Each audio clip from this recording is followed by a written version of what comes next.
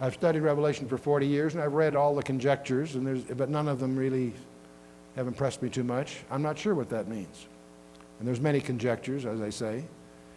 But from the point of view of genetic engineering, you read this now, it may have a whole different complexion than was anticipated in the past. The beast that was and is not, even, that's the Antichrist, if you will, he is the eighth, after seven that had been talked about. He is the eighth, but is of the seven, and goeth into perdition.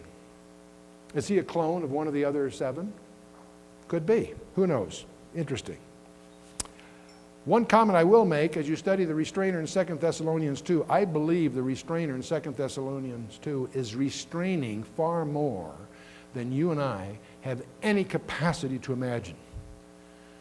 Every time I've studied the Scripture and discovered that I have to repair some view I had of previous years, and there's been a number of times I've had to do that, it's always been in the direction that I didn't take it literally enough.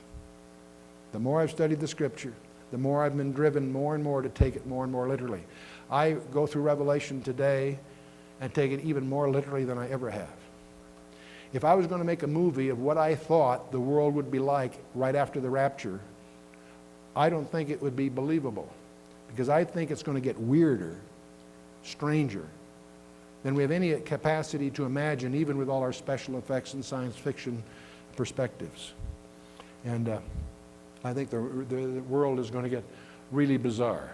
And I'm glad that if you're in Jesus Christ, it's academic, we'll watch it from the mezzanine, right? Jesus did tell us, except those days should be shortened, there should no flesh be saved, but for the elect's sake, those days shall be shortened. Well, we've talked about a handful of topics. In interest of time, I won't beat this to death. I'll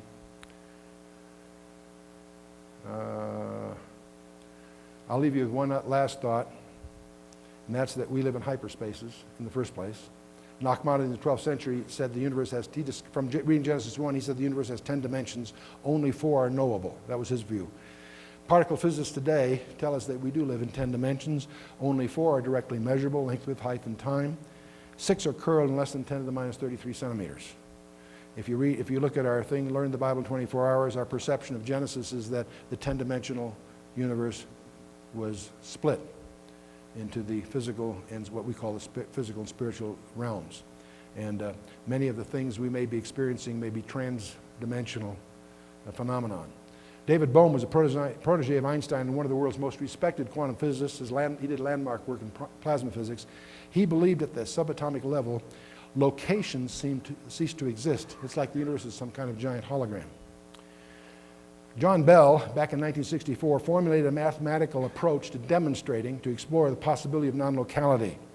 There wasn't the technology then, but in 1982, Alan Aspect and his colleagues at CERN conducted a landmark experiment. They demonstrated that subatomic particles have no locality. And I won't go through the physics of this. They took photons going in opposite directions with filters that switched fast enough that they demonstrated that all photons know what the other photons are doing instantaneously. And that means they have no locality. Anyway, so our whole concepts of reality are being altered. We're discovering that we all are in a gigantic simulation. If you want to understand one colorful entertainment piece, I encourage you to rent a movie called 13th Floor. It's just a piece of entertainment. It's a clever script, I think relatively well performed, but it also gives you a whole different perspective of our own society. But part of the myopia of our life is that we are force-fitting discoveries into obsolete models. And again, in the interest of time, I'll skip into this. I think man is invading a world of which he has only the faintest glimpses, and the uncharted impacts can replicate unseen. They can transcend borders, species, and generations. And only the most committed people can persist in denying the role of a deliberate designer or creator. And we need to recognize that you and I were fearfully and wonderfully made. For thou hast possessed my reins, the psalmist says, thou hast covered me in my mother's womb. I will praise thee, for I am fearfully and wonderfully made. Marvelous are thy works, and that my soul knoweth right well. Thine eyes did see my substance, yet being incomplete, and in thy book all my members are written, which in continuance were fashioned, when as yet there was none of them. When did God first start dealing with you? Before the foundation of the world, Ephesians 1:4. God bless you.